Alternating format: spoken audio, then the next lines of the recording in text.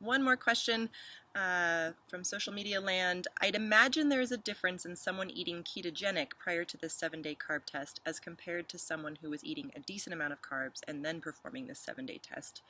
What are your thoughts? Yeah, so in the context of the book, I'm not really recommending that the 7-day carb tests follow the ketogenic intervention. If you choose to use the ketosis path through the book, I'm recommending a moderate carb, anti-inflammatory, paleo-esque type diet as a reset. So yeah, the 7-day carb test would probably not be appropriate for someone who's historically been in a ketogenic state.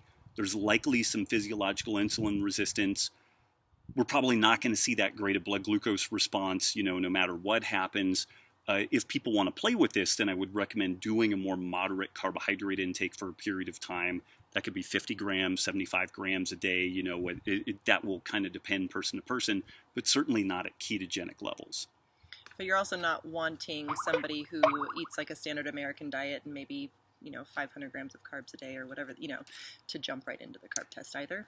Not necessarily, although you could almost make the argument that that would be a better fit because they're just going to see what their legit blood glucose response is to that.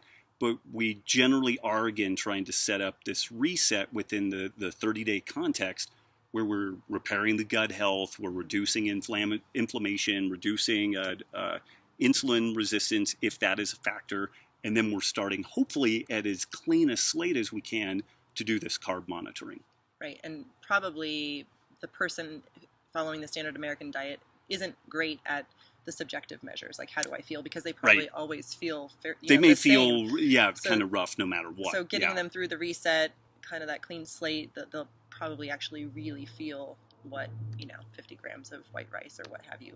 Right, because they may have not felt that great their whole life, which is very, very common for folks when they do these resets. Right.